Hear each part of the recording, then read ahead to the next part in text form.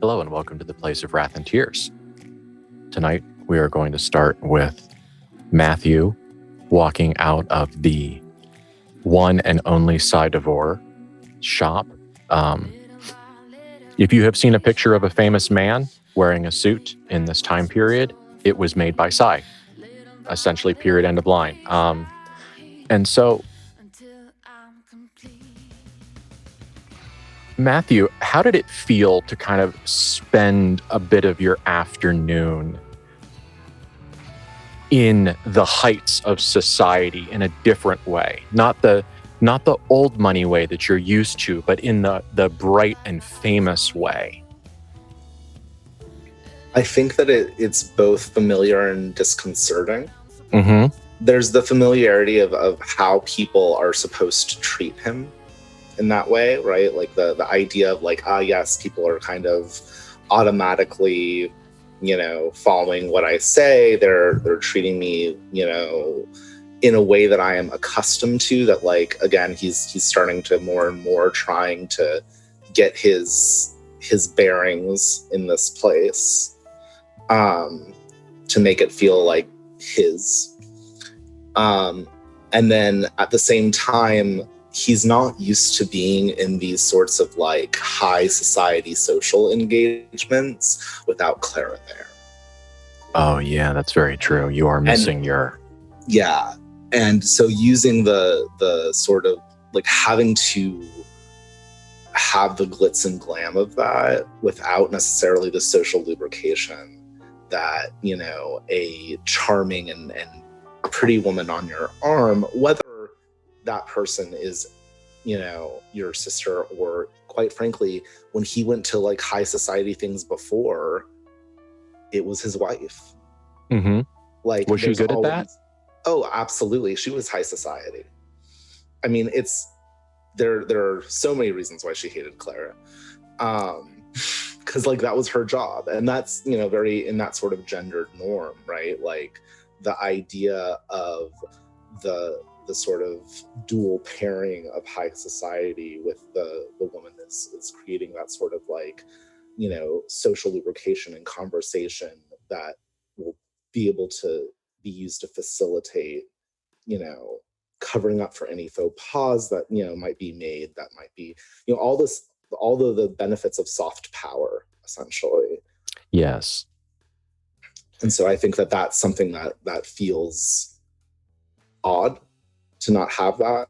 But like, he's been in men's only spaces before. It's not necessarily something that is new to him, but like having the glitz and glam plus that is a little bit different for him. I imagine it was. Now, some of the people that you saw in there, like for example, Bob Hope famously got his suits there. We could say that he stopped in to pick something up just for the fun of the era. Matthew Van Horst, you are profoundly, terrifyingly rich. Like we are Solomon levels of rich here. And how does it feel to know that you can buy and sell the companies that could buy and sell these men, and they don't know your face, but the court jesters are immediately recognized? I think that it's the sort of thing where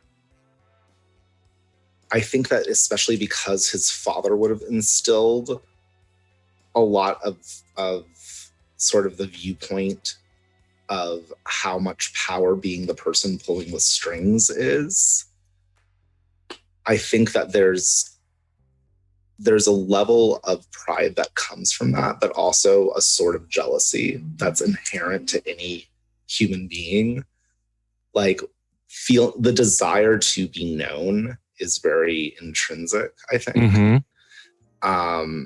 And so like, I think that it's another situation of that conflict, right? There's the desire to be the perfect Van Horst,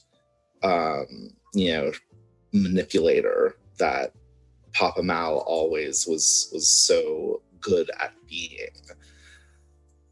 And Matthew's sort of inherent desire to be known, especially as he's been in this in Las Vegas, like that, when he was back in Philadelphia, that was a very different, or Pittsburgh, Lord, it's been a day. It's okay. But when he was back in Pittsburgh, it was a very different situation. Mm-hmm. Being an unknown has a very different feeling when you are a powerful businessman in your home, right? Than when you are around famous people. And when you imagine, when you daydream, when you talk to your sisters about Metropolis and how you're going to rule, when you imagine that in your dreams, either waking or sleeping dreams, is King Matthew Van Horst lit from the front so that everyone can see him, or is he backlit so that merely the silhouette of his power is visible? I think I've got to say that it's the former. Like there's that feeling almost of like that he hasn't really even fully talked about it. But like, yeah, I think that he hasn't fully admitted it to himself. But yeah, I think that he wants to be known. He wants to be seen as what he is. So being recognized and acknowledged. Yes. You want that power. You want the power of recognition. Yeah. No, absolutely. Good to know. All right. We've had some thoughts. Is there anything you want to do before you go back to the hotel where your sisters are clearly doing nothing wrong and everything is okay? I think he's probably going to get both of them like a gift of some sort that they might like, because, we've been through a lot. So Clara, probably it would be some form of jewelry or something like that. Bethany is harder to figure out exactly something that she would enjoy. I want to say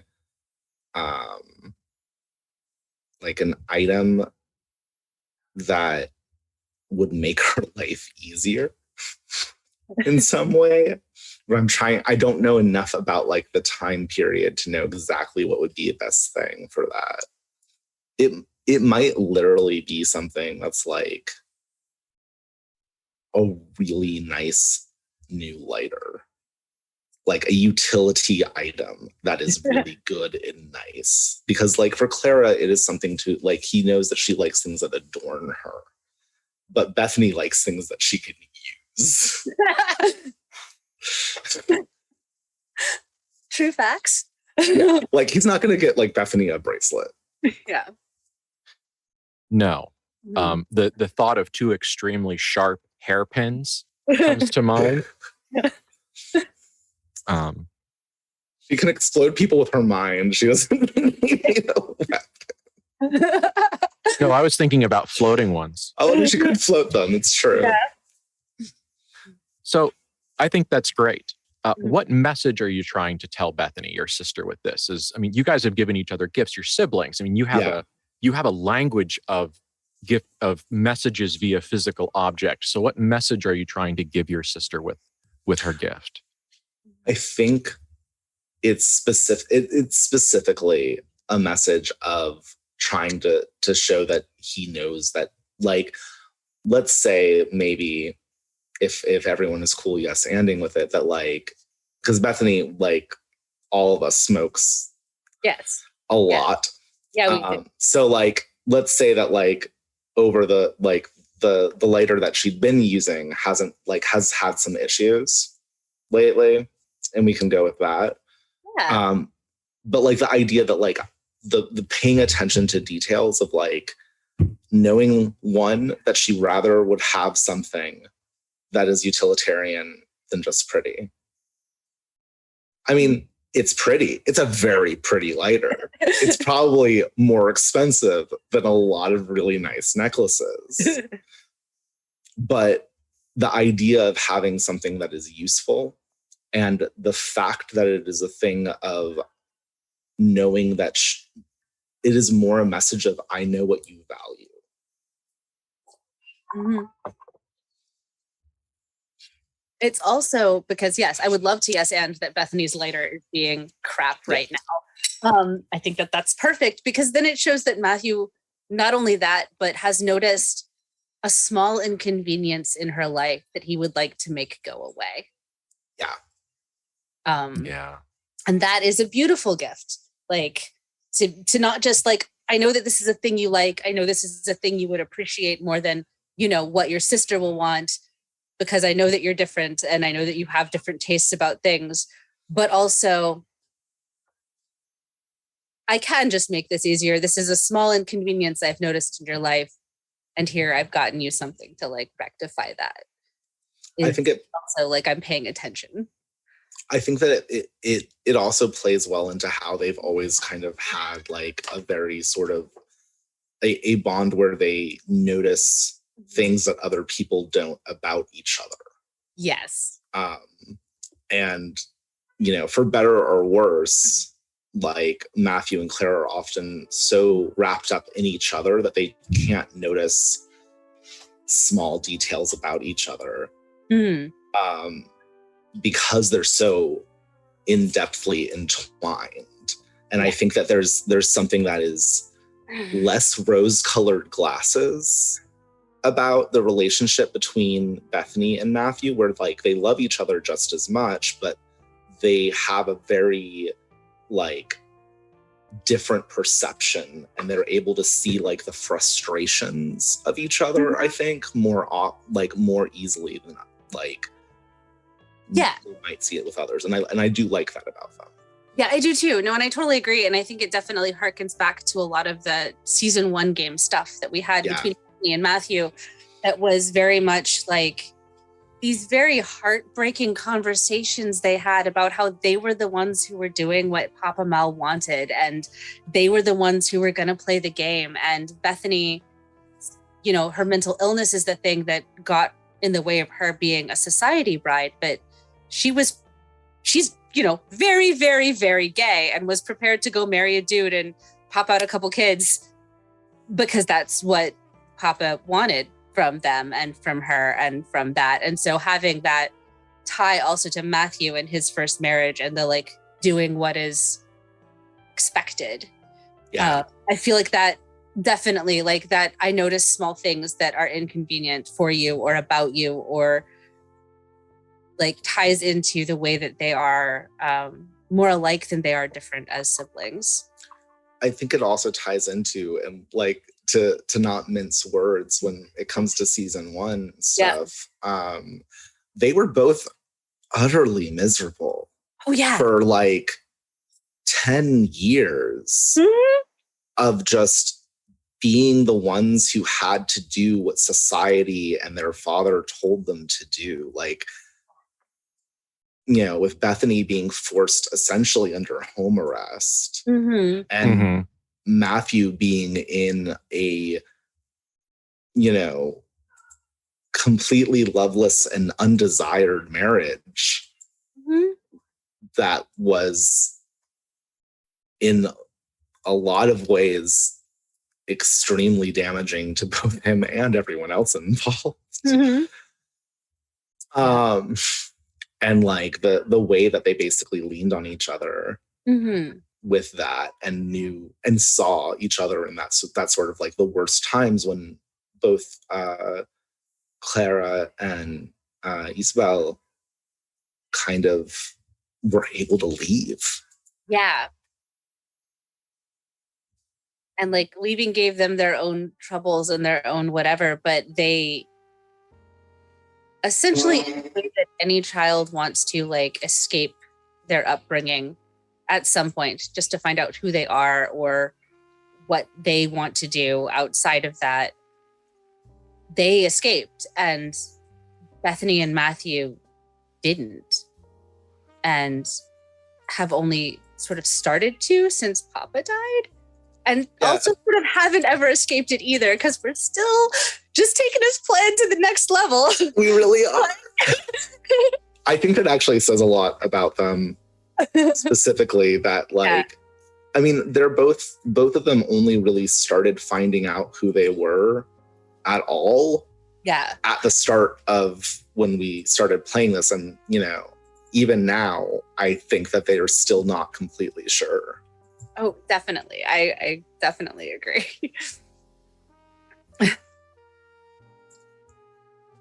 Some in-depth character analysis going. Yeah, there's some character about our terrible humans. Mostly humans.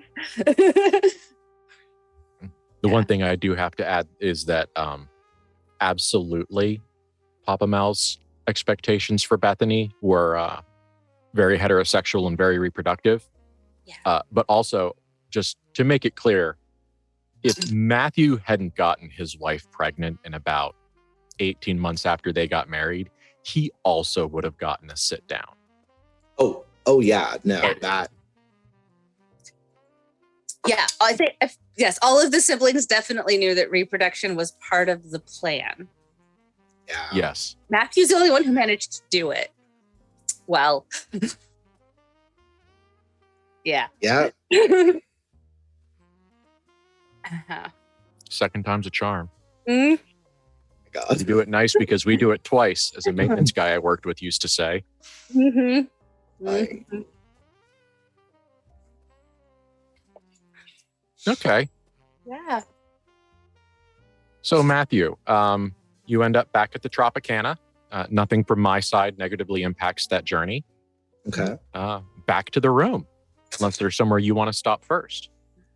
I think he's gonna just go back to the room because he's got his little gifts, and he's also got like clothes, you know, that he needs to you know go through, and he'll you know give a quick knock, you know, to let them know that he's coming in, and then just go in. Mm-hmm. And I think that, you know, depending on is Bethany in the living room area, is she in her room?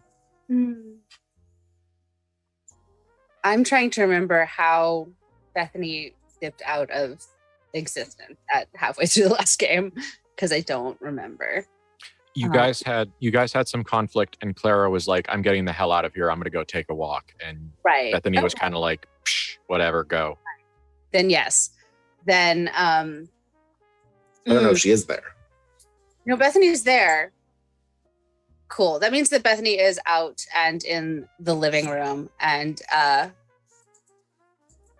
is definitely not really in a mood anymore, but is sitting with the drink in her hand and an ashtray that is next to her that is like very full. I feel like Matthew basically like takes note of this and is like,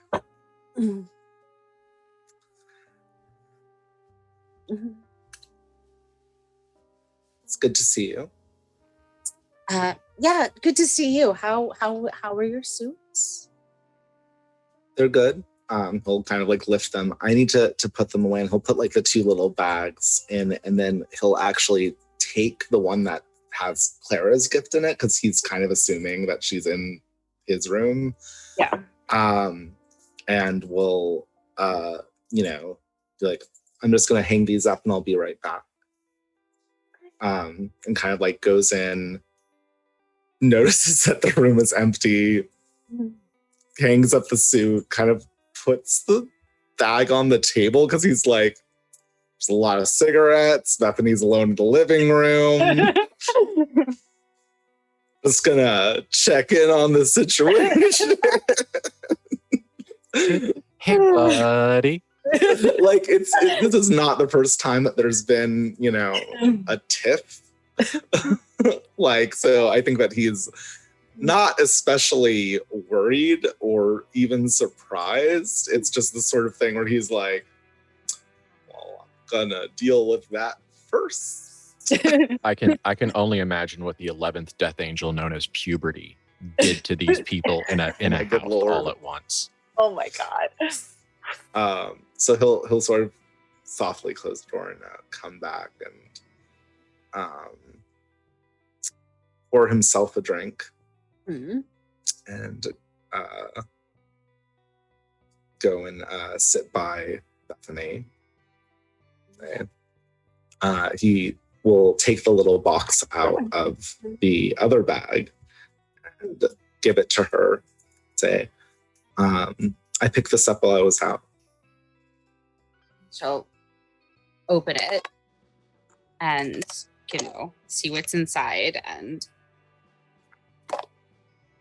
that is incredibly thoughtful. Thank you. And she will immediately take her lighter that is not really functional and put it on the side of the table and be like, maybe we can get Dead Jimmy or somebody to take that to the concierge for repairs. I'm sure there's something that will fix it, or give it to David or pass it on or something, and just use that lighter to light up a new cigarette, because here we are. Yep. Matthew will also take out a cigarette and offer it to her to have a light. So that, and he'll kind of sit back for a moment and then say, so how was your time out? I should probably not go back to whatever the name of that particular boutique again. Or we could buy it and that would solve a lot of problems. I did like a one designer, and I talked to the concierge, and we should get a fitting from her. I killed a man. That is what happened. Matthew takes like the longest drag off of this cigarette.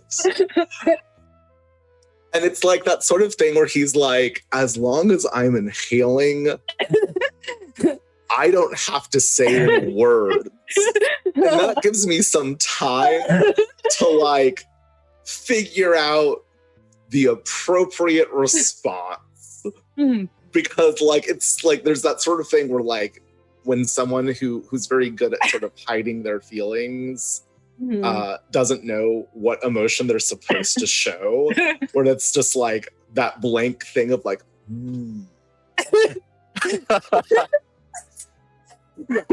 Well, so it's a call-out game tonight. Okay, I see. just like, yes. I mean, fair. That's a good Yeah. So like, he's like, he was terrible, and nobody actually knows that it was me. It wasn't like I did anything specifically noticeable, but he's dead now.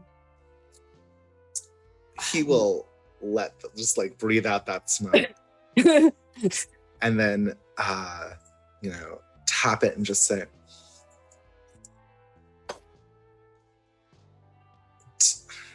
was this to eat? No. How did this happen?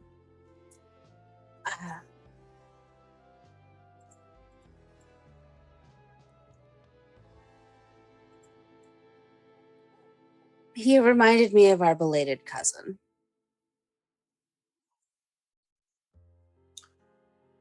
Well, that's certainly through his actions or his appearance? No, his actions. I didn't like the way he handled the shop girl. So it does sound like we're buying the shop. There are good designs there. There's a designer who's decent. As far as the fabric is perfectly fine, and as far as I know, everyone thinks it's an aneurysm. So, oh well, then we don't necessarily have to buy. No, we don't need to. Like I said, it wasn't noticeable. It's a tragedy, really. Clara. It was,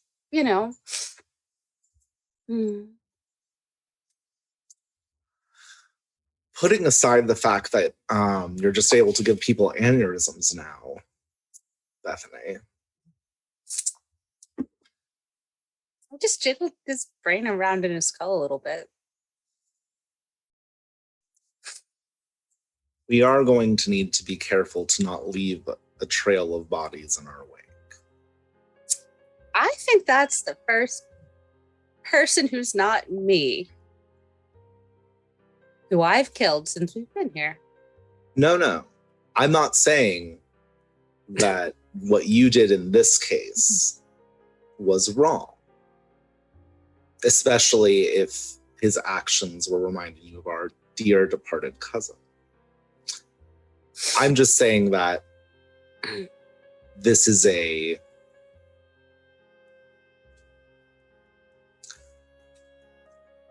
something that is sometimes going to happen, not always going to happen. Yes? Yes, I will attempt to be circumspect. Quite frankly, there were a lot more explosive ways that this could have occurred. I'm not especially bothered by the loss of someone who doesn't matter. Neither am I. Why would it make you not able to go back to that store? Well, there's not a manager right now, for one. And two, the shop girl might have known I did it.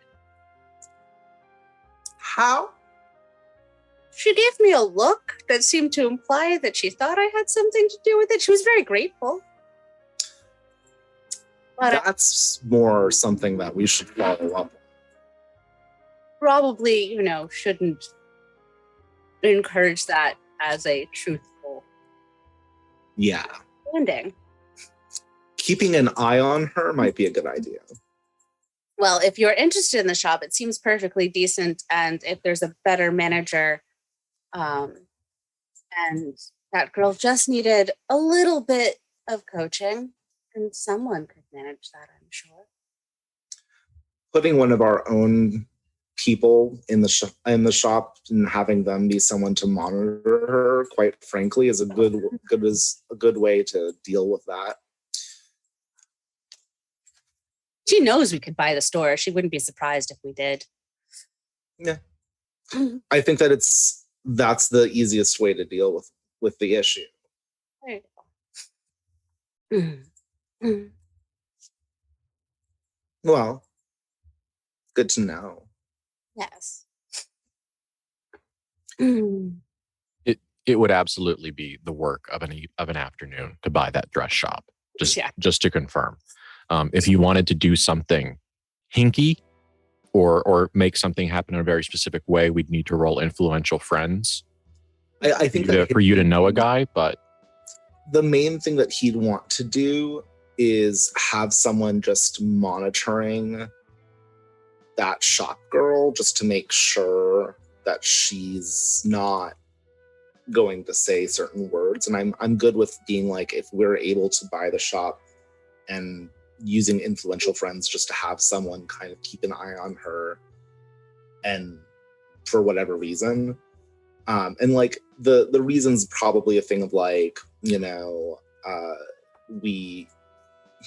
she was very kind to my poor sister, who of course was very traumatized by what she saw. So we want to make sure that,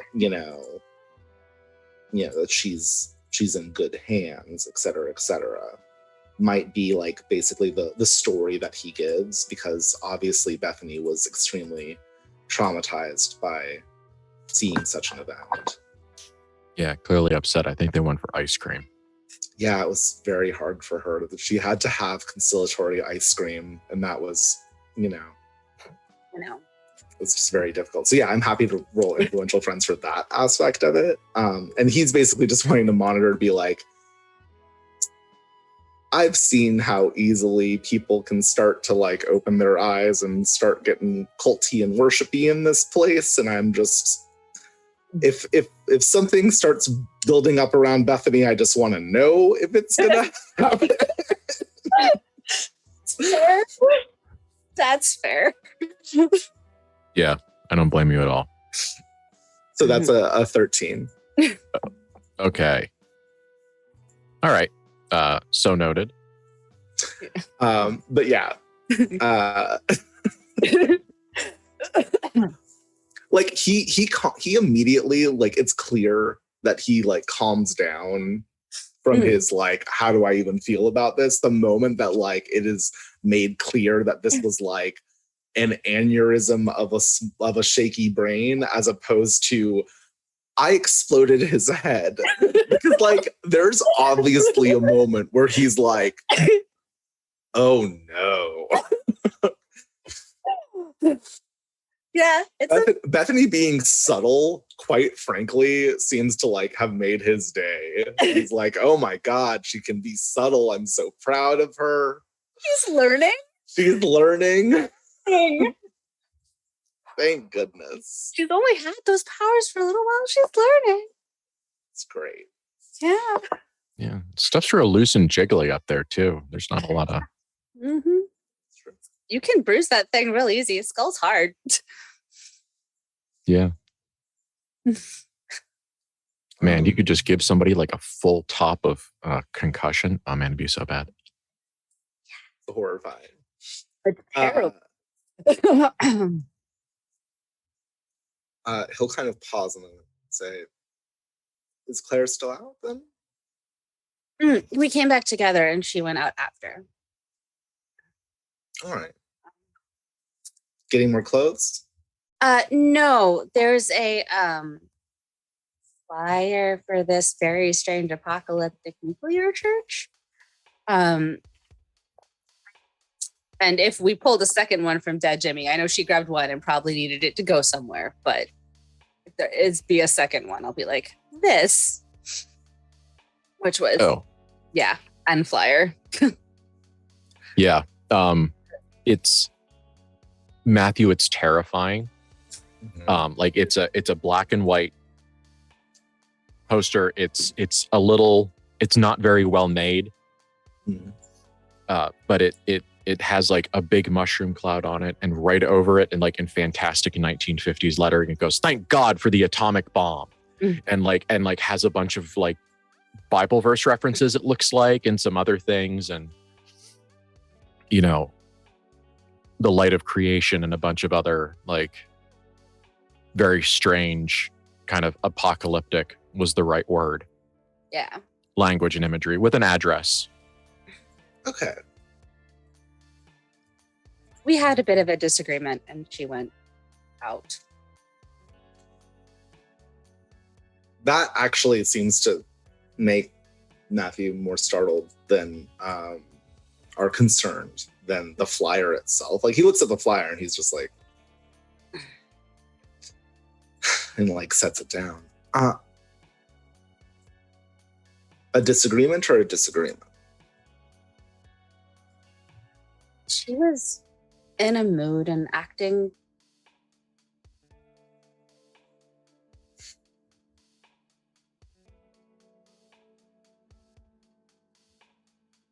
to intake of her favorite recreation.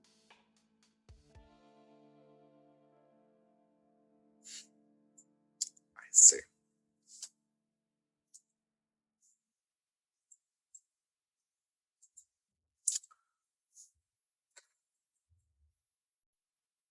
She's not being very careful. I had thought that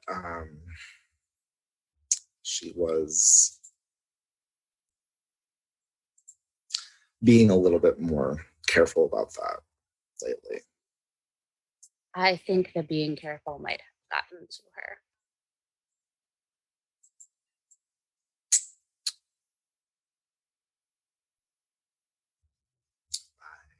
Might need to talk to a doctor. Probably. All right. I'll put that to the side for now.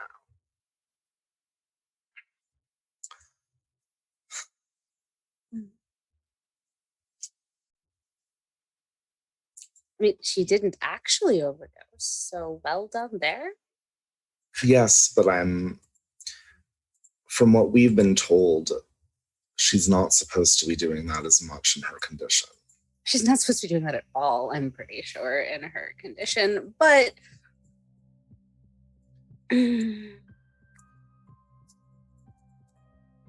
she makes her own choices.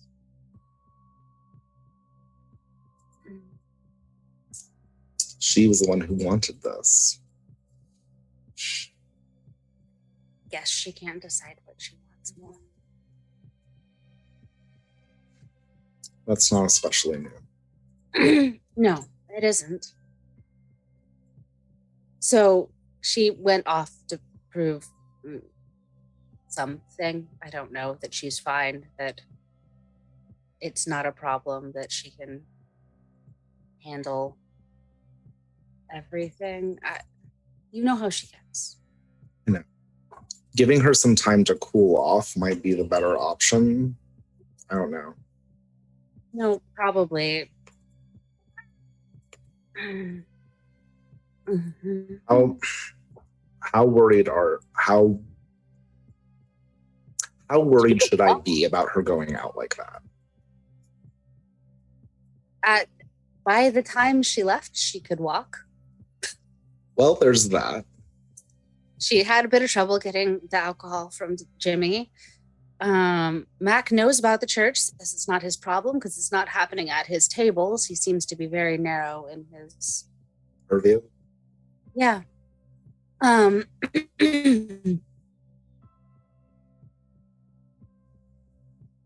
you, Clara, she said no. The addiction, not the baby. Sorry, could you repeat that? The addiction, not the baby.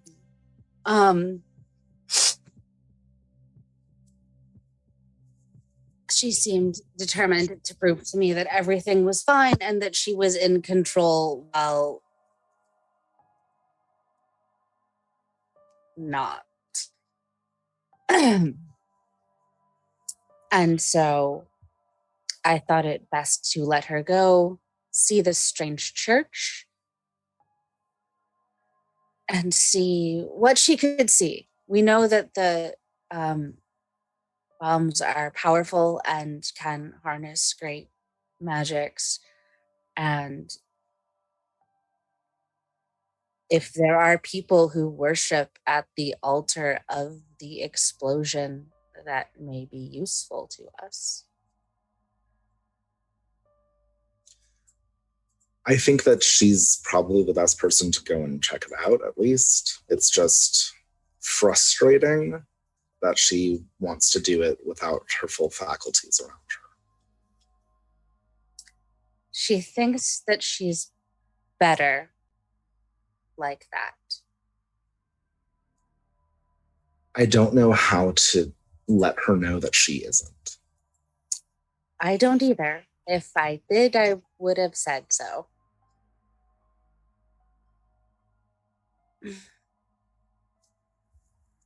Both of you know how easily Clara makes excuses for her habits. Yeah. Whether or not they're Matthew or heroin. You're not wrong, but wow. What do you need?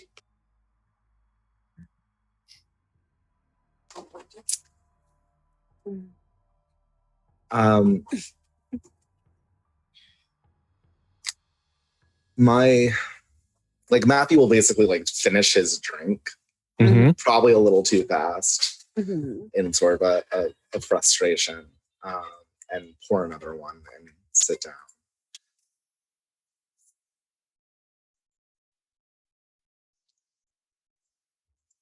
We know that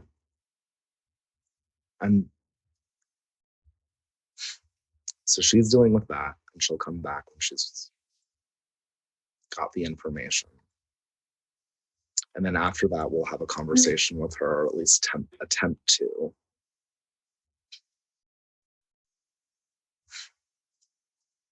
Do we have Claire about the conversation? Well, that was what I was going to say. I've tried appealing to her condition. I've tried appealing to her safety. Neither has really worked.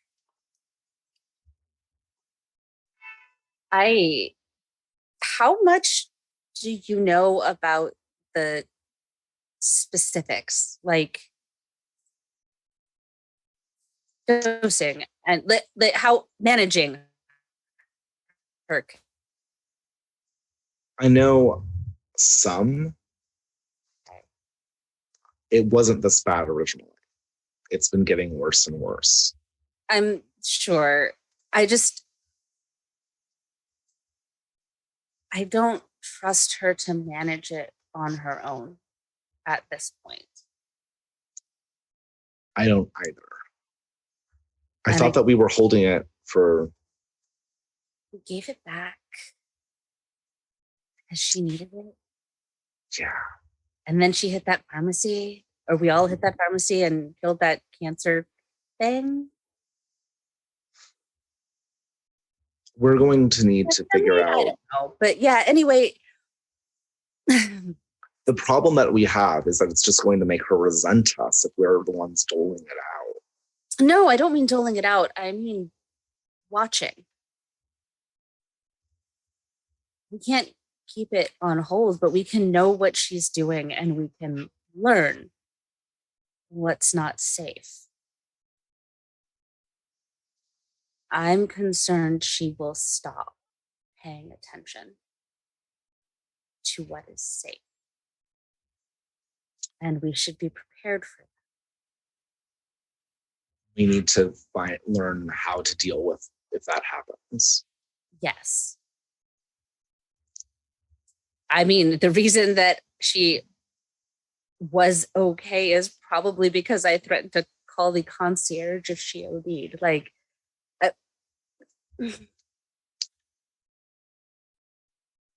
we have access to doctors. They might be able to tell us what to do. Yes, that would be helpful. And they might have supplies for if there's something that we're supposed to do if that happens. That would be very, very helpful. Yes, we should be prepared is what I'm saying. No, I agree with you. It's just, I don't like the idea that we have to be prepared. I'm going to still act on it, but I don't like that I'm having to act on it. Yes.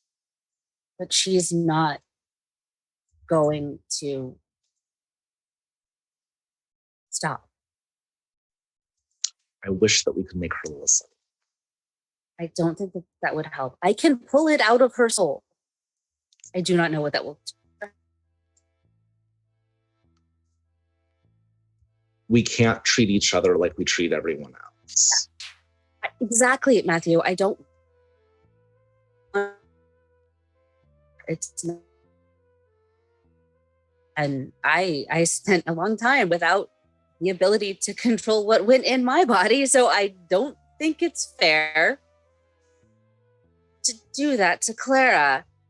And so we can't stop her, but we can be prepared to help her.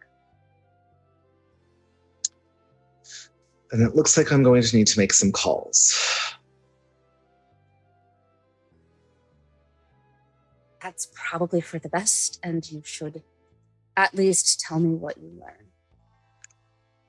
We'll make sure that both of us know what we need to know.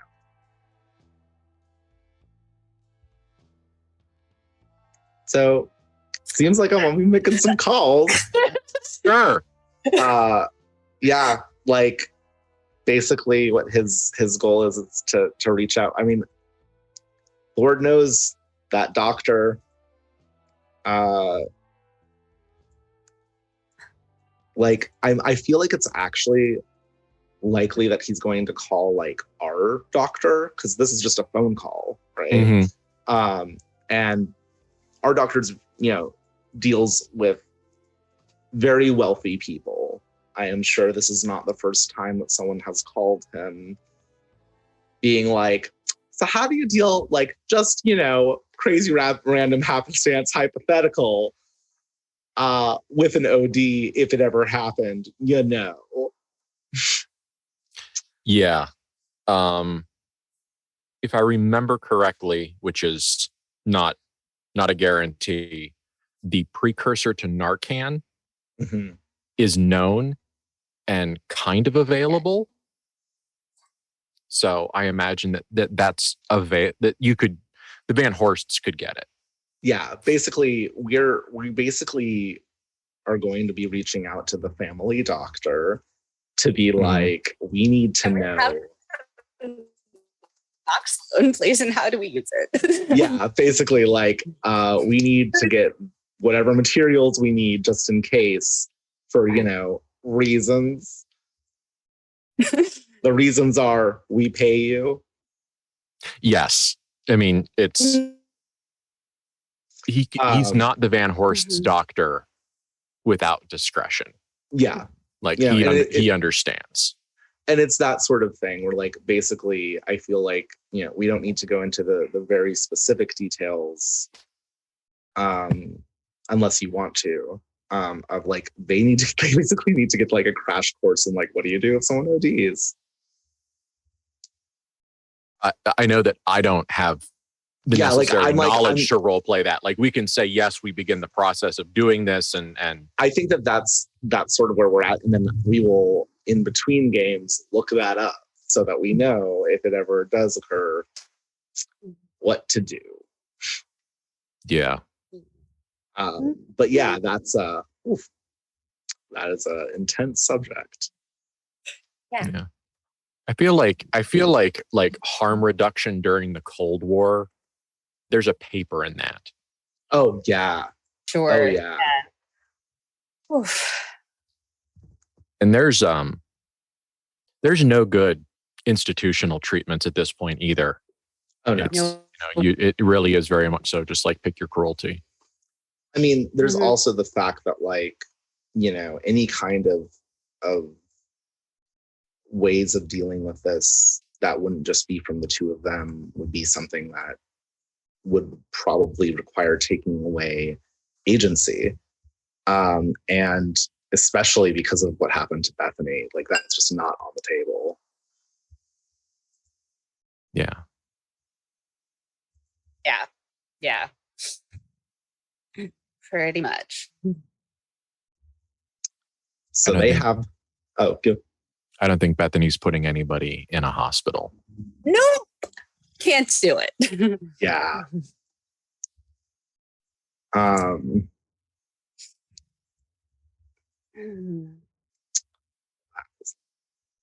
I think so. Like, they have that. They go through that. I'm not sure how long that probably takes. The beginning of the conversation probably took maybe an hour with the doctor. Yeah. Because this is one of those, like, okay. I think that the challenge was that at some point he said something to the tune of, okay, cards on the table. Which one is it? And what are they using? How much and how? And because at some point you just need to give him specifics so that he can tell you what's up. Yeah.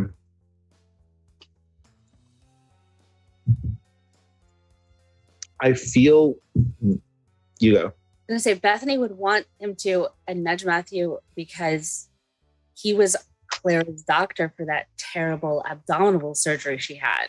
End of season 1. And like, literally Bethany is on the phone and listening to this thing and big angel claws gesture at him to remind him of that, because that is a perfectly plausible time period for Clara to have been on narcotics and painkillers, because she had morphine for recovery. Like, that was a thing. Absolutely. I mean, Matthew's going to tell him because, one, he's our doctor and he knows discretion. And this is not the first time that he's known things about us that wouldn't be beneficial. But also because he's like, we need to know dosages. Yeah, we do. And we all weigh different things and we all have different bodies and he knows our bodies. And like, his sort of thing is, he's like, look, there is no hesitation when that comes up, because of the fact that, like, this is something that he needs to know. And he also is in a situation where like this man's life will be completely ruined if he wasn't discreet. Like they have enough clout with him, especially, that there is very little to gain from keeping this secret and a lot to lose. Yeah. Yes. There's the amount of like societal vetting that goes on for the doctors of the ultra rich. You know, he went through more than one filter. Oh yeah. Yeah. I mean, especially because of the fact that he's also the person who's probably been dealing with like Matthew's flare-ups and things like that. Like he knows things about us that we wouldn't necessarily want to be out in public. Yeah. Already. I can only imagine, like, because I can literally only imagine, because I don't know the challenge it would be of dealing with a unmedicated, undiagnosed person with schizophrenia and applying and performing, you know, medical care on that person. That sounds like a profound challenge. Yeah.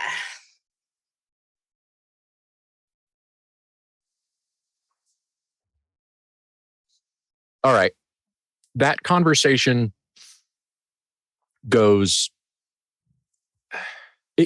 well in that the information is exchanged, and the beginning of learning is, was it fun? No. Was it comfortable? No. Did you spend an hour describing in the best detail you can the weaknesses of a Van Horst to a non-Van Horst? Yeah. Uncomfortable. Very. Yeah. Behind that Van Horst's back too. Mm-hmm. Yeah. Yeah. Mm-hmm. Yeah, we did. We did. We felt bad about it. Yeah. Yes. It's the right answer, but it's also a terrible answer.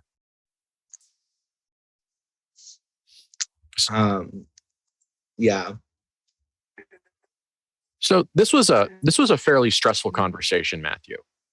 There was a lot going on there. There were a lot of worries. I'm not going to make you roll on infirm, but what I want to know is, how is the new hand? Is it? Do you feel like it's up to speed, or are you still having some issues with it? No answer is wrong. Whatever you want to do. I'm going to say probably some issues still, if only because of the fact that it's a new hand and it's made of Metropolis worms.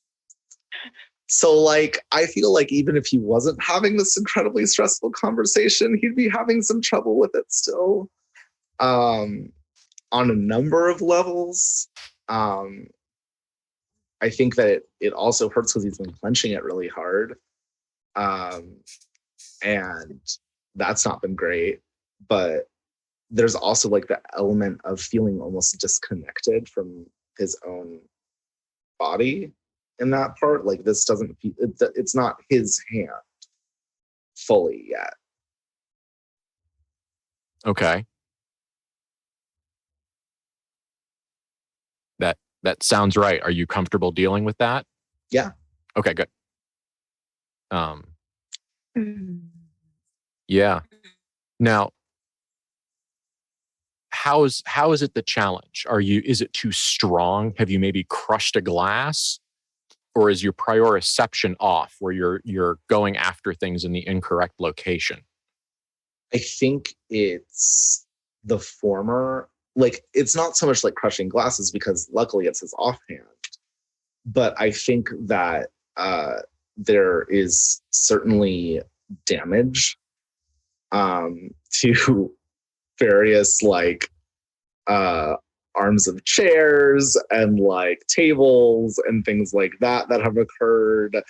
I think that when he was talking, there was certainly a point where he accidentally splintered some wood because he was stressed out and he's holding the phone like this with Bethany and like is upset. I think there's also the fact that because of that, like when he clenches his hand or when he's like stressed out, it hurts himself almost because like he's clenching so hard. The ability to make things more or less forceful, I think, is definitely an aspect of it that he is still trying to process. So calibration. And I think there's also the fact that, as is true for a lot of situations, that it aches, like it hurts. Mm-hmm.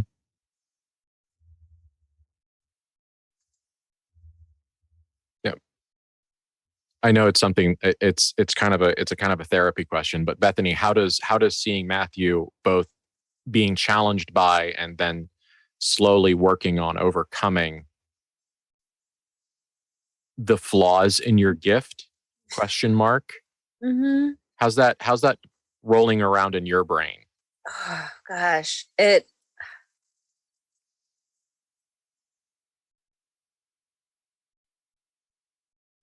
she's having to sit with the fact that sometimes you don't get do-overs. Like, this is the first time she's tried to do this and it's not perfect, and she had to give it to her brother to do it. And goodness knows she would love to give Matthew a perfectly functional, like as beautifully functional utilitarian gift as that lighter. She would like him to be able to like snap his fingers and hear that sound. She would like to, see a flick and see a flame like that. When it works, when a utilitarian thing works, it is a beautiful, beautiful moment. And seeing Matthew struggle, she doesn't think it is a problem with Matthew. Her gift isn't quite right. It's the first time she tried it. She didn't get it perfect. And sure, you shouldn't be able to expect perfection on the first try, but she's a Van Horst, so she did. And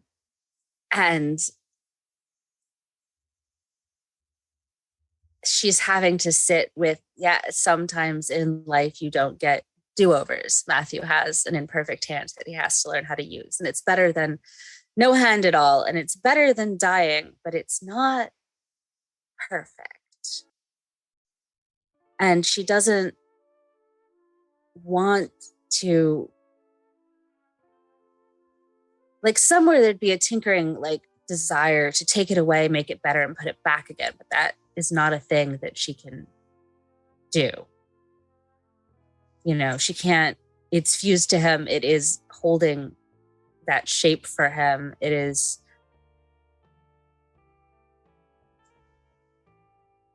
a reminder forever that when it really mattered, she didn't get it right on the first try.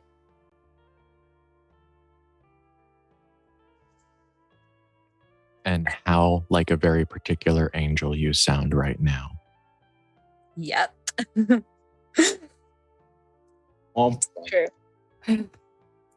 But she's not doing do-overs. No. She's not taking him back to zero. She learned that lesson. Mm-hmm. Mm-hmm. Do you think Papa ever looked at the run of Bethany's the way you just looked at his hand? Yes. Yes. Yes. And there is somewhere in that thought the idea that somewhere out there is a better Bethany, is the one that would have made Papa happy, is the one that would have been right, is the one that wouldn't have been broken. And she needs to erase that Bethany from existence. I was going to say, all you have to do is find her and eat her, and then you'll be the best Bethany. Yes. No, that's what we all saw that coming. We all did. It's what she needs to do. Yeah. Oh, boy. So she just looks at Matthew and looks at the hand and looks at Matthew and says, I'm sorry.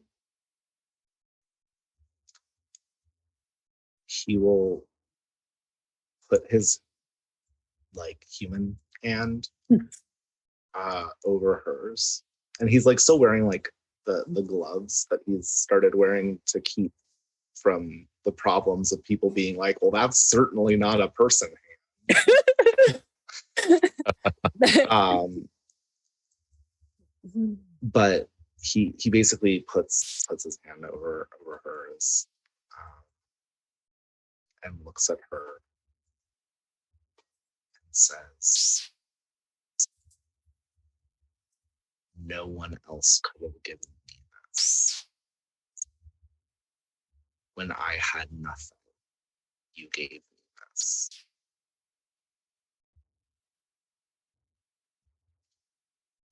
That matters. I will adapt.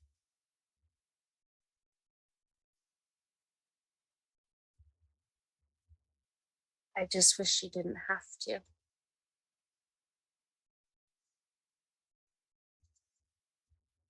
Perfection comes from action.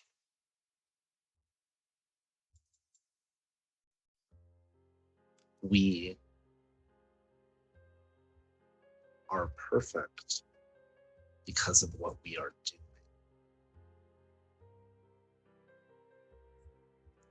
And how we were made and shaped after the fact.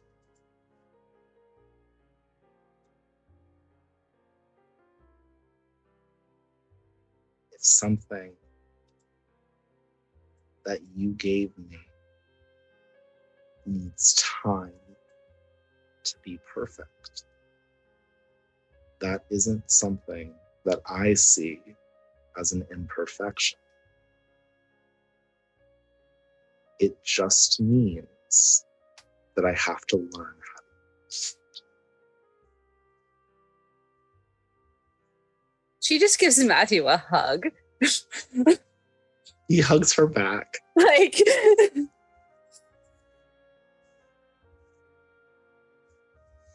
Matthew is very clearly someone who thinks of nurture over nature.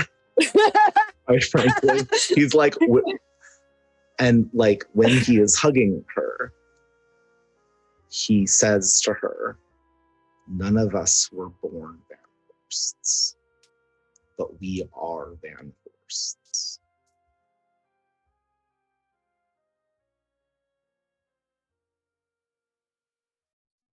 A period of time has passed. We've had Matthew, how long? Bethany's having a snack. How long do you think it's been before? How long does it take for you to get worried about Clara with a snoot full of opioids, #unsupervised in Las Vegas? How long does that take? I mean, longer than it should, quite frankly. Fair. Because Matthew, consistently has sort of rose-colored glasses about Clara, and her ability to deal with things. But I think that it depends a little bit on the travel time that it would have taken between here and there. Like, I think that there's that sort of aspect, but basically like taking out the travel time, if it gets past like 2 or 3 hours, then he starts getting worried. Because then it's longer than what like a few conversations could be. Yes. You don't know the streets by heart, but you do have a vague sense that if she took a cab, because David's still here. Yeah. If she took a cab, it was probably only maybe a 10-minute walk, like a 10-minute drive at most. And half of that is just negotiating traffic.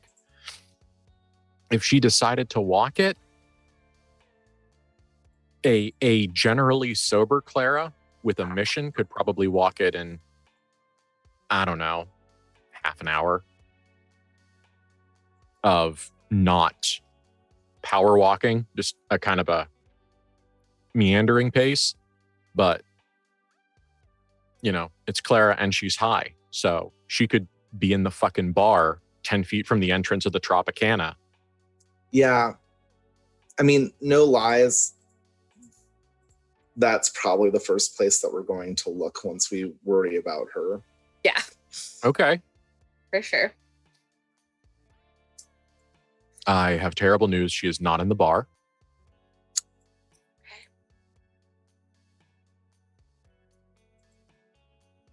Is she on the floor? Like, when I say the floor, I don't mean like lying on the floor, but like the second place is the casino. Is she gambling? Yes. Is she gambling? No, she is not. Bethany's going to acquire a drink from the bar.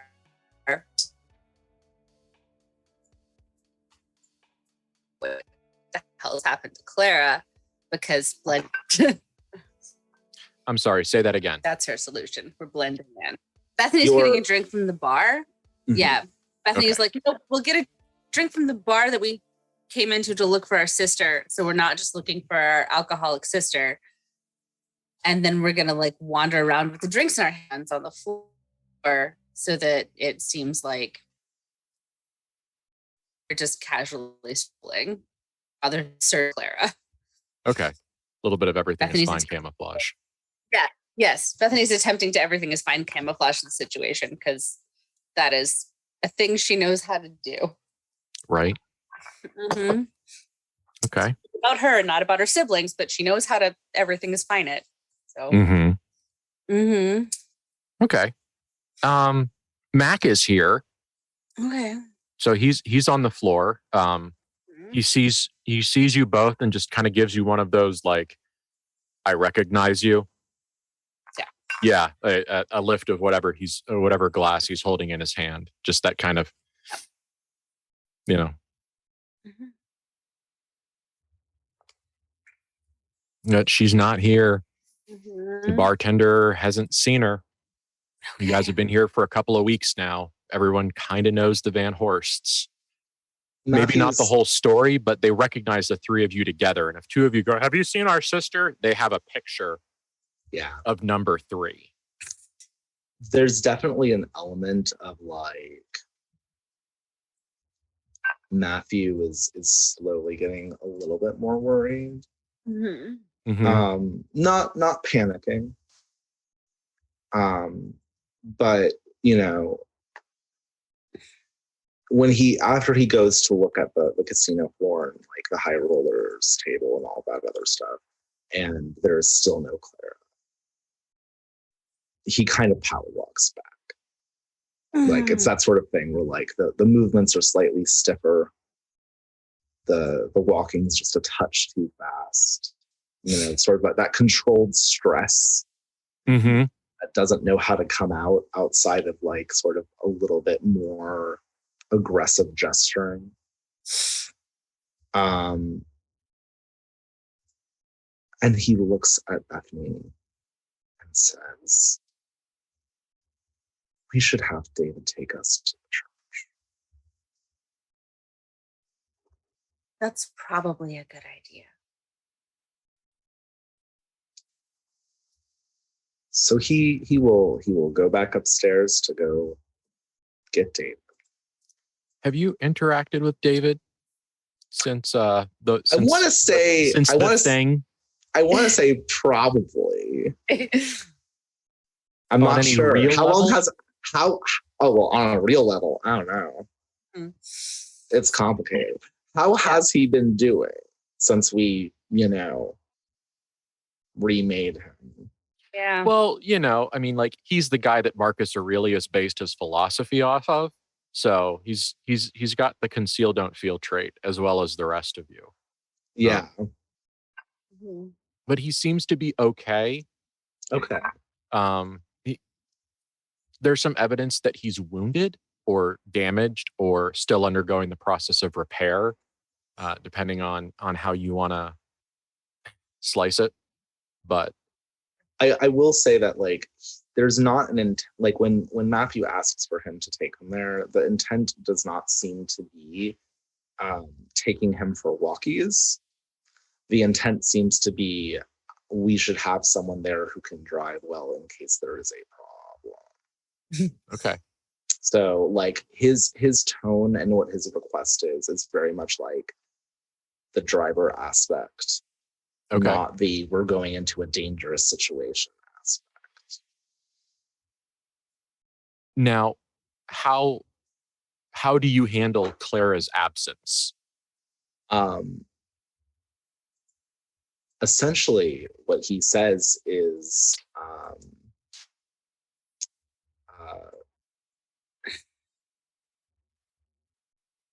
that we're going to get Clara, and we think that she might be be at this location. The basic, I'm trying to figure out like how he would phrase it, because basically what he's saying is that like we're getting Clara because of the fact that like, you know, because he's pretty sure that this is Clara wandered off. Like, but he's trying to free, like the question is how we phrase it, right? I think David notices Matthew trying to figure out how to say this. Yeah. And he gives a can I talk face that kind of like, are we gonna go pick her up or are we gonna go get her? My hope is that we're picking her up. Yes, sir. Understood.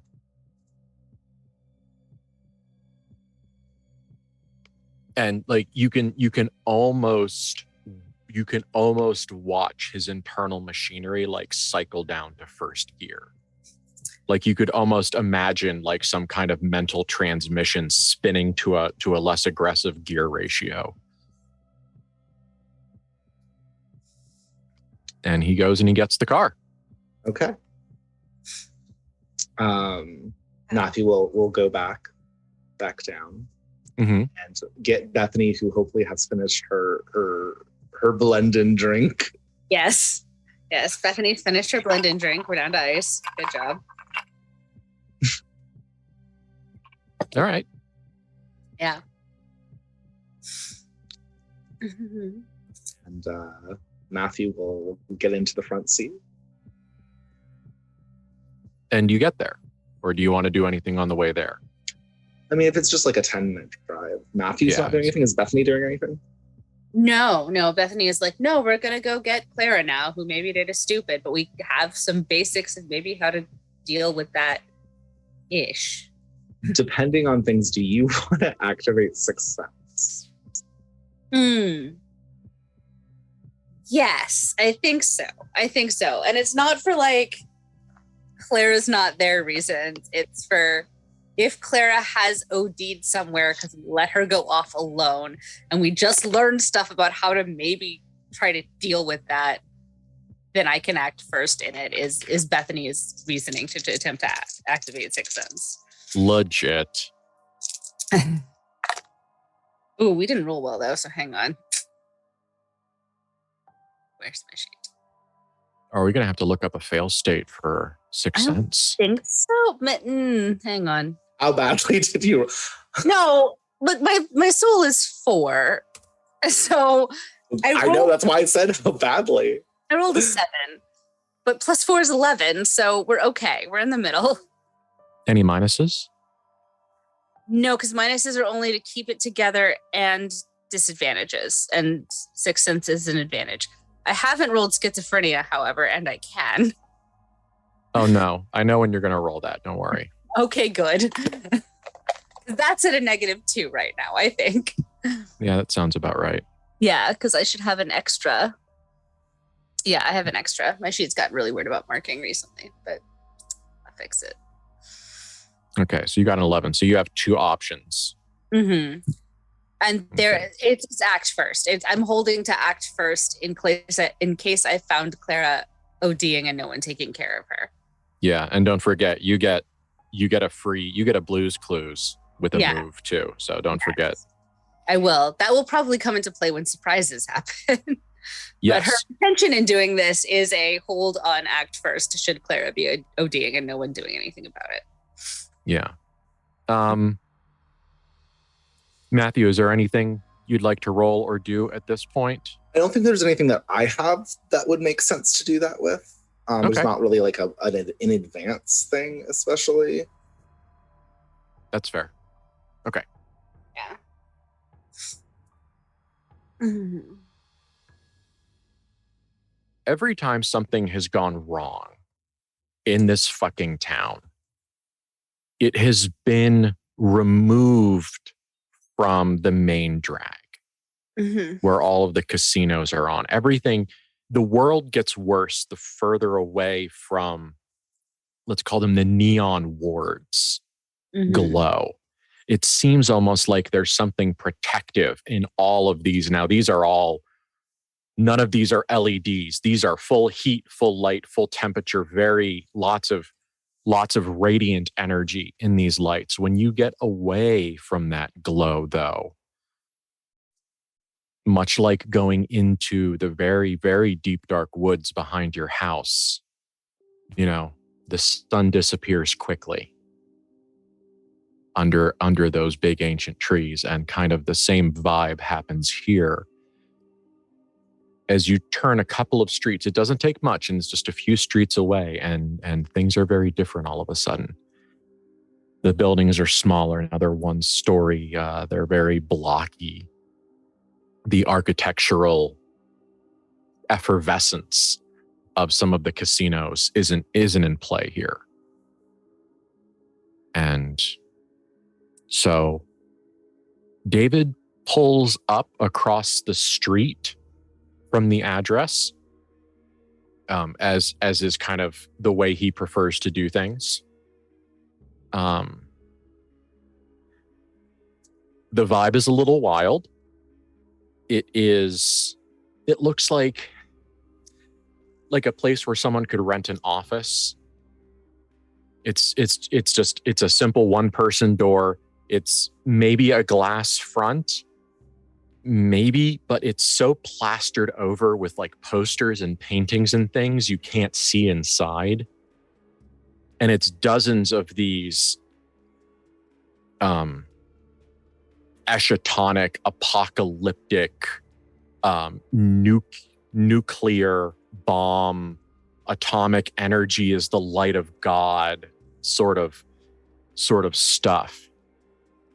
And there is the very distinct sound of a record that has either finished playing or it has hopped a needle.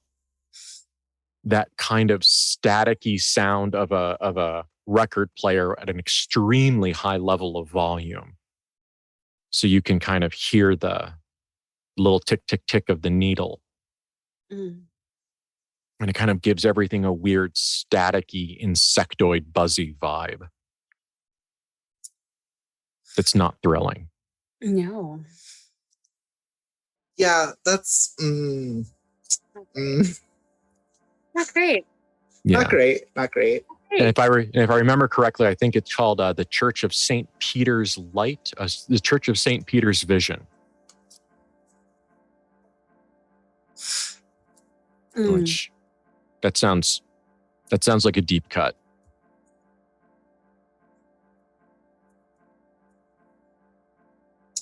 I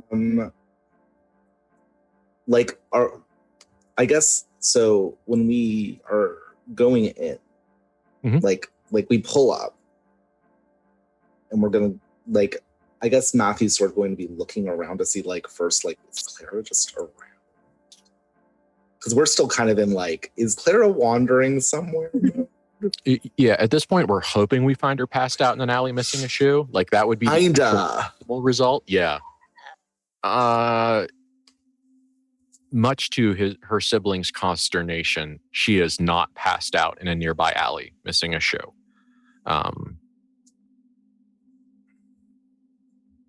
If she got here, she seems to have left no evidence, at least out front. Wait.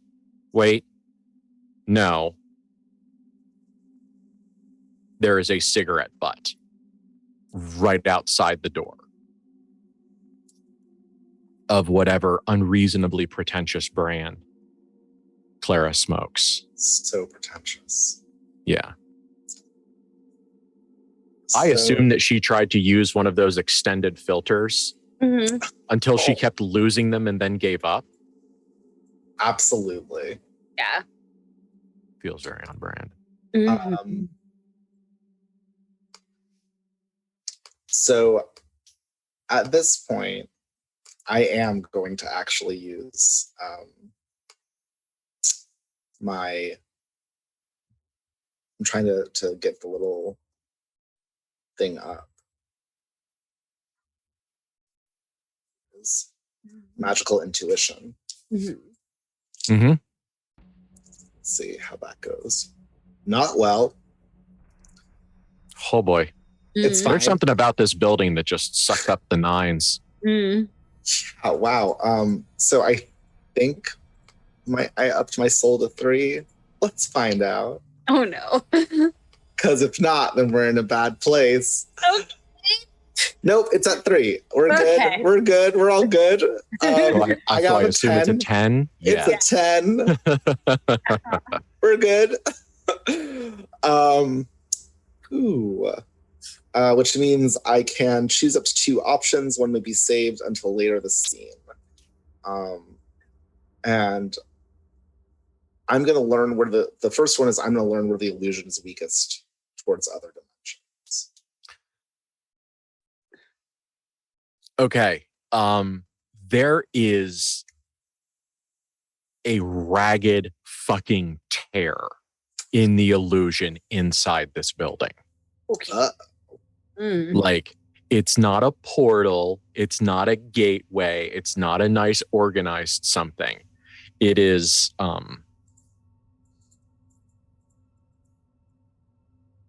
it's damaging. It's a tear. It's a wound. It is, think of all the different ways where orifices and organic pieces can be ruined and everything else. And that's kind of the vibe. The question that I have is, does it look similar to the other time, way back in season 1, when this exact same thing happened and everything ripped open and that horrifying Metropolis creature came through and attacked us? Oh no, like and Izzy lost her arm. Yeah. Yeah. The first time that we had a sibling lose a hand. Yeah. The weird-headed, like, unknown-limbed beetle, dog, skull, worm thing. Yeah. Mm-hmm. So your puppy. I remember Bad Puppy. Yes. Yeah. So Matthew basically like gets out of the car, tells David to like wait, they'll hopefully be back, sees the cigarette, looks up at the building, and just like the blood drains from his face. Mm-hmm. Mm-hmm.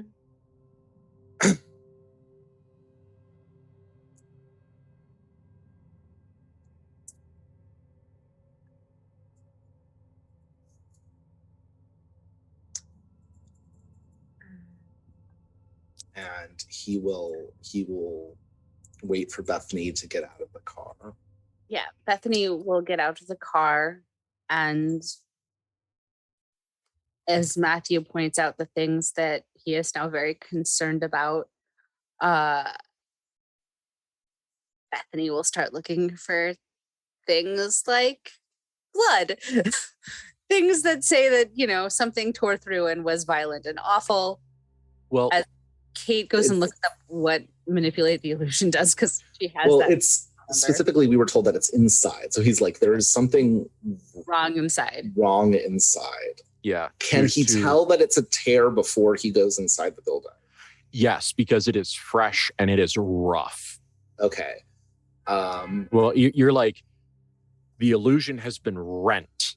Yeah. Right over there. Now, no one has opened the door and gone into the building yet. No. Yeah. So. No. And so basically the way that he phrases it to Bethany, once they are out of the car, and, he's actually going to walk a little bit away from the car, like, looking at the cigarette butt and things like that, because he doesn't actually seem to want David to hear. Okay. Because part of this is like, again, David's still kind of wounded. and he's not really sure how much. He's still unsure, quite frankly, of how much control he has over David. Not as much as he wants. You don't know not how as much as he wants. But it's sure as hell not enough. Yeah, and so he doesn't want him to know yet.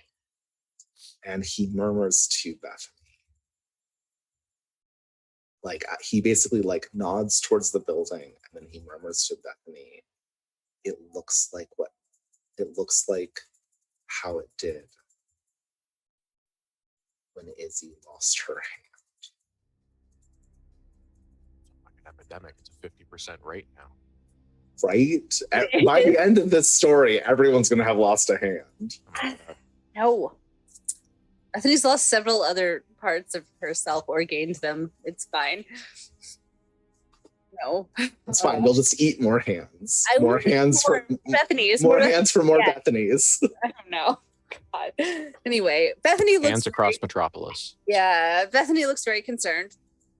And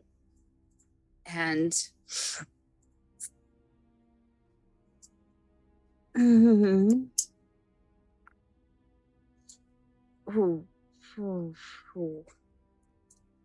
that's complicated.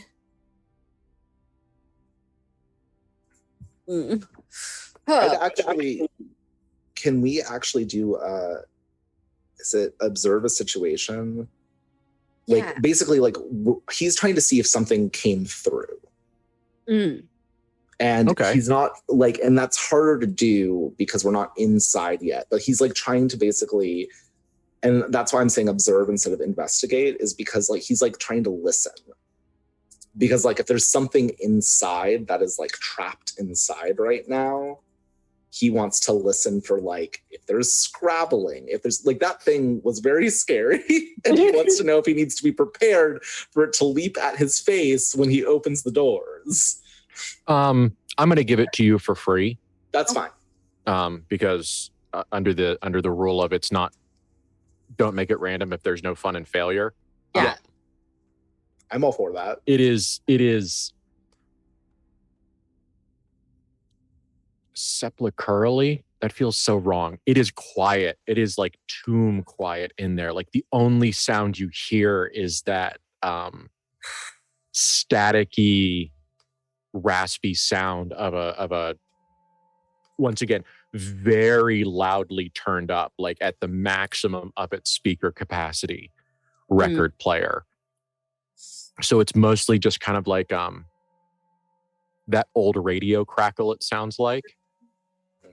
But it is silent in there. Aside from that, you don't hear chairs moving, you don't hear mumbling or humming or anything else. And based off the front of this building and the size of it, because it's probably only maybe at most like a 15-foot storefront. Like it's weedle. Mm-hmm. If the front is anything to tell you, the building inside is very small. Yeah. Like you are imagining almost like the office of a 1 to 2 person business. Like you're thinking like receptionist and back office, or office and workspace, or showroom and workspace, like a very small 1 or 2 room thing. So you imagine with adequate levels of confidence that if there was something moving around, you'd be able to hear it. Then Bethany's going to look at Matthew and say, we have to know, and go and open the door. Yeah. He will actually, if she lets him, try to open the door before she does. Yes. He can. He's going to say, like, we have to know, and start to move. And if he can get there first and open the door. There's certainly a level of like bodily putting himself between whatever, like, because he's still like there's a fear there, right? Look, did I just go look at Bethany has the manipulate the illusion skill, and that's a terrible choice right now, and she's thinking about it real hard. There's a lot of reasons, like there's like certainly like certain aspects of like protect the lady aspects, but there's also the Bethany does stuff without thinking a lot. That's there. Like, you shouldn't let her. You really should. yeah. One of he will Bethany's open the cat door. virtues is instinct. Yeah. It is. You shouldn't. Yeah, it's not always right. So he will open the doors and step through. Yeah. Okay. When you step through, the camera does a full 360 descriptive, like does a solid like 90-second pan. It is one room. Like you see a door in the corner, so there's probably like a little office and or maybe just a bathroom over there. But it is one room, and it is church ? It has the right shape. Like there's a pulpity thing in the front. There are chairs around. But let's start where you're standing and work our way up to the problems. The chairs are mismatched, aggressively mismatched. It looks like you can almost see where someone picked up like a dining room set on the side of the road. So there's 4 chairs over here that match. There's like 8 chairs over here that clearly look like just like classic folding metal chairs that somebody bought probably as another building was being emptied out, because like you can see the rust and the dents and the dings. There's even, you are fairly certain there are a couple of wooden picnic benches. Okay. So it's got a real like scrounged look to it. So of course, when you guys had to endure the ritual of church, there was lots of hardwood, lots of polish, lots of nice things. And so, but like all of the little things that you recognize kind of aren't here. Like there's not the big nice pews. They don't have the songbooks sitting in the pews in front. There's none of that. It has a lived-in vibe though, because you can see where some of the chairs were kind of scooched together, as it looks like a half a dozen people had a little meeting over here. So they're kind of rearranged a little bit and then they never put them back. The pulpit is a cheap wooden, I guess, not pulpit, the thing where you put something on and then you read a speech. Lectern, thank you. But it's very cheap. It was clearly not intended to be the center point of a religious building. You could almost imagine like the giant cartoon nails sticking out of it. If this was one of those Warner Brothers cartoons. But that is where OK stops. Because starting about halfway up and scrawled on the walls is a madman's like triptych / Stations of the Cross / deranged visions of some things that make sense and some things that don't. You see lots of atomic bombs. You see an atom in the classic like ball in the middle, 3 ovals, that classic diagram, except all of the ovals have eyes painted on them. So it looks like it's 3 wheels of eyes around the atom. I know that imagery. Yeah. And it's, and there's like beasts rising out of oceans, and there are you see a bunch of cups and trumpets, and it's clear that there is a profound amount of imagery and iconography and references that neither of you know. Like there is a depth here that neither of you have really experienced. Like if you probably feel like that if you sat down with a Bible and actually took like a week to read that entire fucking book, you could probably figure it out, but that's a lot. However, when you get to the front, which seems to be kind of like the newer stuff, it starts to get unsettlingly recognizable. Mm. Uh-oh. Yeah. There is. While I describe this, how about we roll schizophrenia for Bethany? Yeah, it sounds great. Because this is going to trigger that a lot. I'm in the middle. I rolled a 15 and she's at a -2. So 13. Okay. So in the middle. Not great. Not immediately visions. Yeah. So, I mean, that's kind of okay because what is almost exactly the Red Lady, but like in this giant winged like angel form, like standing like one of the colossi of Rhodes above a river that's blood, and there's like dragons around her and all sorts of extremely bizarre imagery. So good news, bad news, it doesn't start talking to you. Oh, she's sad now. Yeah. Good news, bad news. But you, Matthew, you don't see it as much. Like if Bethany says something, you could go, okay, yeah, I can see you reach there. But you're like, I don't understand. And then the last picture ends clearly unfinished because it's kind of you actually see the paintbrush. It's one of those classic like paint the wall brushes. So it's a nice thick rectangle of bristles, and there's a cheap dinged up can of paint there, and it's clear that they were putting up a background to do something. The problem is that it looks like there's ashes or burn marks or something on it. Either that or it is an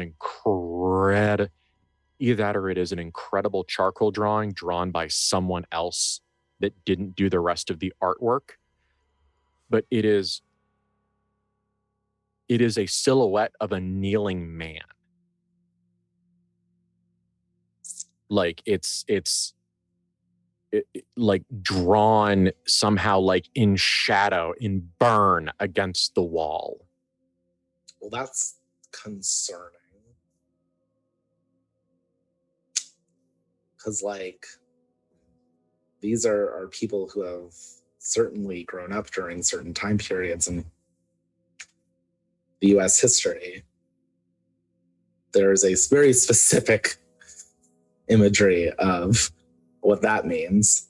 Oh yeah, these are whatever it is, burn shadows or flash shadows. This is absolutely a flash shadow. Yeah.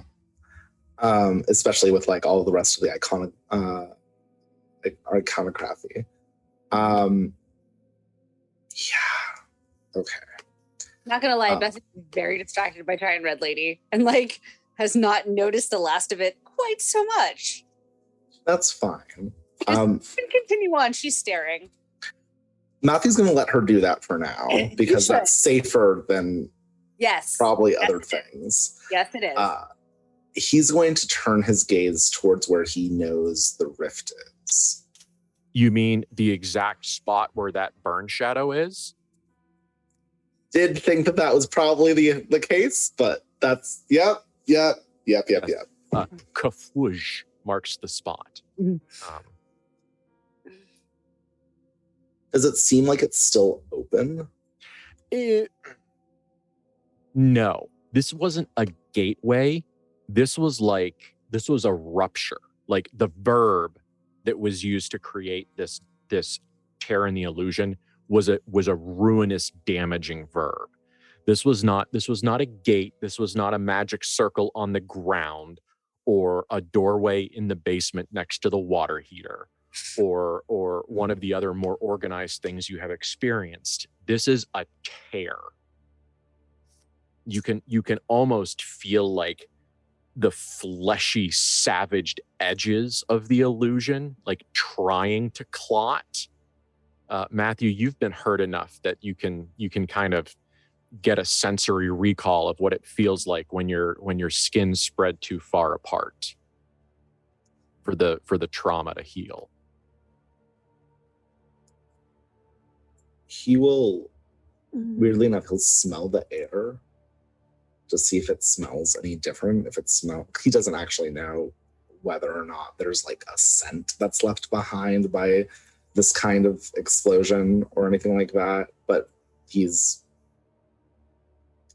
checking, essentially. He also very specifically is looking for, are there any other burn shadows, aka those of a woman? There is, you think maybe, but you almost feel like you're not in the right position to understand what you're seeing. Because there are some other burn shadows, but they almost look like the way water reflects light in a dark room, or you've got a pool and there's spotlights in the pool and you get those beautiful like ripply things. You get that across some of the artwork, but over on the far wall, once again, this place isn't very well lit. There's only a couple of like naked bulbs hanging from the ceiling. So maybe a flashlight, or maybe just getting yourself in the right position might give you what you need to see. Like it's there. I do not think he has a flashlight, but he does have a lighter. So he'll flick that on at least to get a little bit more light. And like he's trying not to panic, because there is that element of like, did I just come here to see that Clara is dead? Because like, oh, this does not look great. It doesn't seem like Clara is dead here. Okay. Because like there's no evidence of violence, and this place is too messy and lived in to have been the site of a murder that was subsequently cleaned. Well, the concern he has is from the shadow. Like if she was burned away by some sort of force. Okay. I'm not saying that he can necessarily find out whether or not that is accurate or not, but that's like a concern that is coming to him. Yeah. What did you use? Did you use magical intuition? I used magical intuition to see. I have one more hold from that, but I'm not sure if any of the things, like it's just whether or not something is magical in nature or a creature's true nature.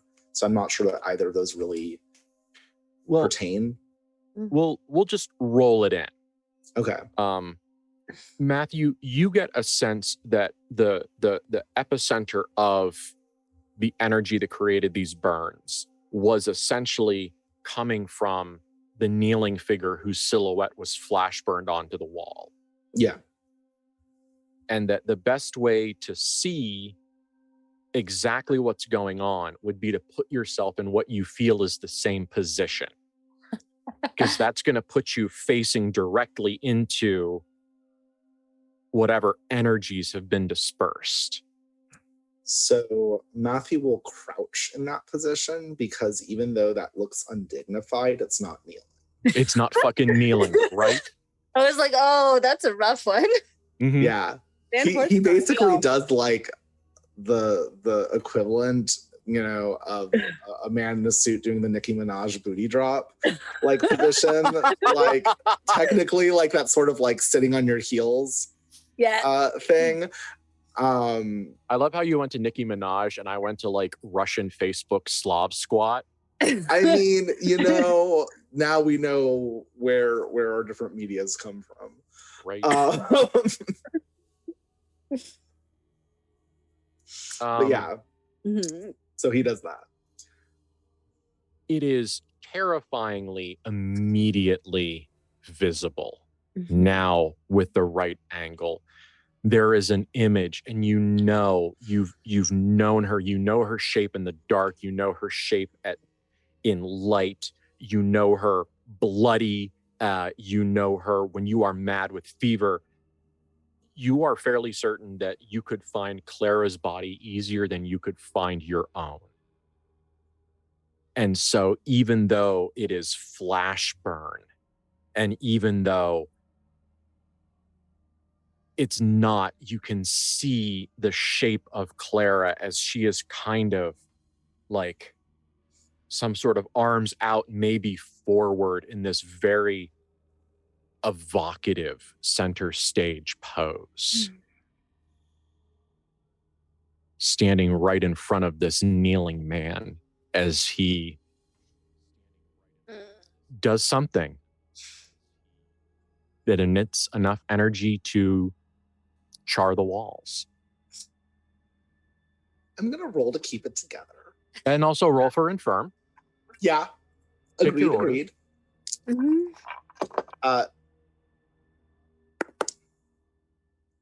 So, am I doing keep it together or infirm first? Let's do infirm first. Well. Oh, Matthew. Are you infirm? Oh yes. Let me see exactly what I roll for, like how the roll works when I do not do well.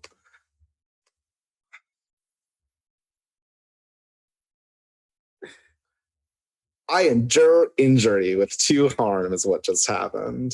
Did you full botch it? Oh, I full botched it. I got a 7. So like, yeah, 2 harm. Okay, so let's roll to endure injury first. Yeah. So let's find out how well this goes. And endure injury is plus fortitude minus the harm. Yep. Much better. Okay. So that is a, let me see my fortitude. Super duper 0. That's fine.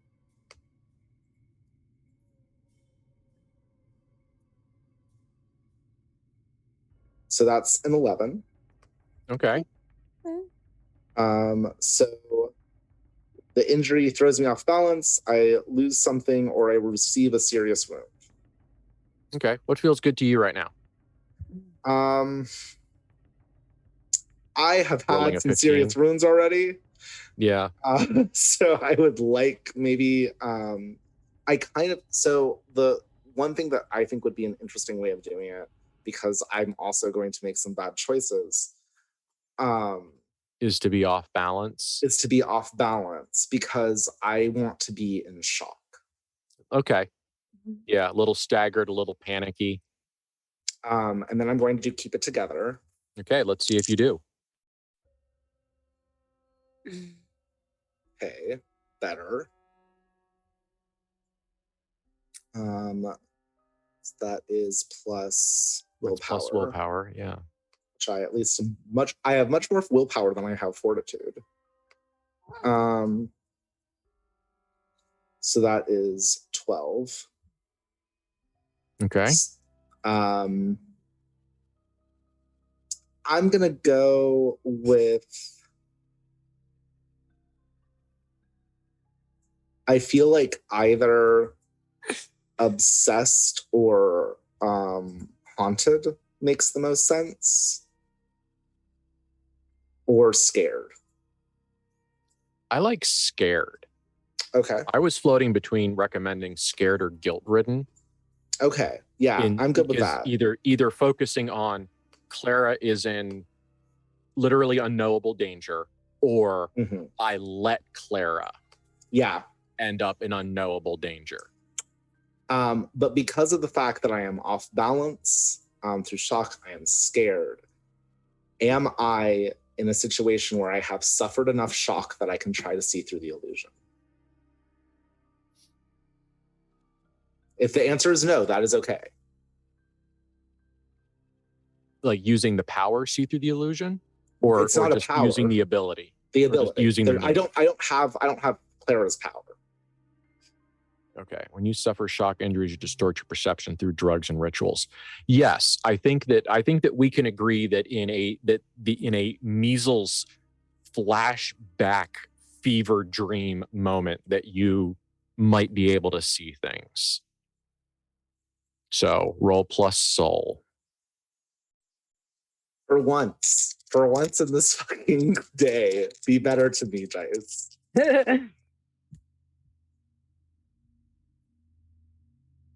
Plus soul.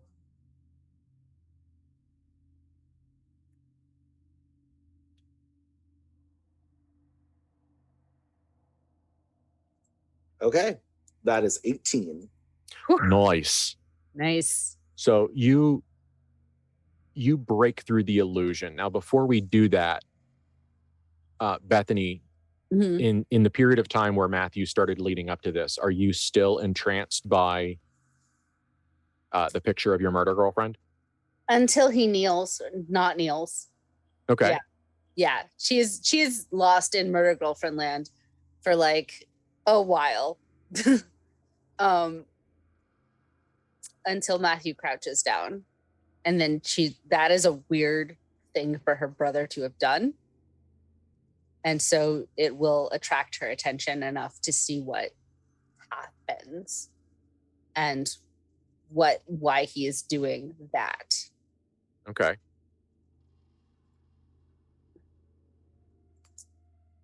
So you watch as Matthew's face and body responds to the things he is seeing. Matthew, what you are seeing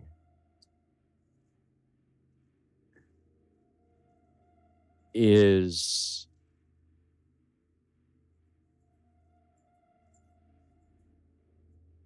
the first thing that I want to say is like it's an atomic temple. But this is a place that is dedicated to the destruction of the illusion. It doesn't know it. But this is a place that and you see other versions of this art, other ideas, other possibilities. It's like this is a place where the idea of the world ending is so deeply ingrained into it that it has taken on a mystical aspect. And generally, it kind of looks like the building you're in, but more worn down. There's something wrong with the bricks. There's some kind of a decay going on. But the thing that really grabs your attention is that fleshy tear that the illusion has been trying to hide, because it is all too familiar to your overheated mind and your itchy body and the way you feel, because it looks like a festering burn wound, but in the air. It's like if you could imagine that the air has third-degree burns. That's kind of the vibe. And through that tear, you see towering, improbably tall, towering edifices made out of mother and pearl and gold. And big, like, halos and other things. It's Metropolis, maybe, but it is a different place than you've ever seen. It is another piece of Metropolis. Something has burned a hole between here and there.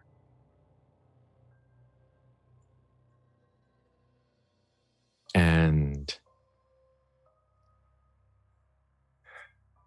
you don't want to see it. This is the thing that really kind of caps off the way you're feeling, Matthew. You don't want to see it. You hate that you see it.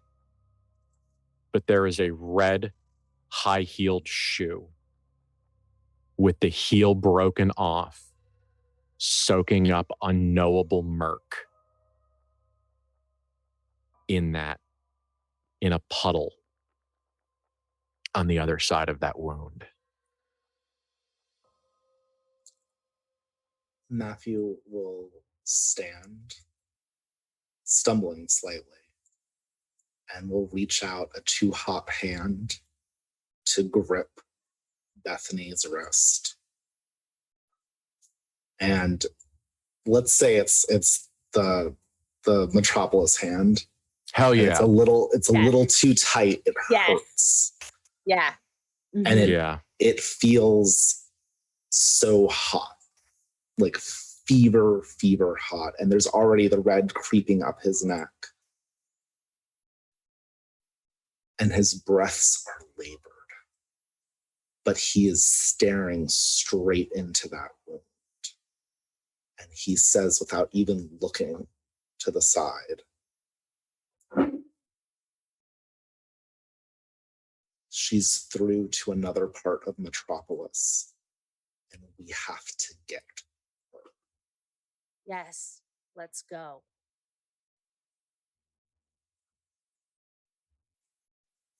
Do we know at all how to get through this thing once we see it? Like, is it possible to step through, basically? All I have is the fiddler on the roof. I'll tell you. I don't know. You know what? I'm an asshole. So we'll find out in January. So if TTRP Theater goes live, it's worth your time. So voices in my head. Do you have any input?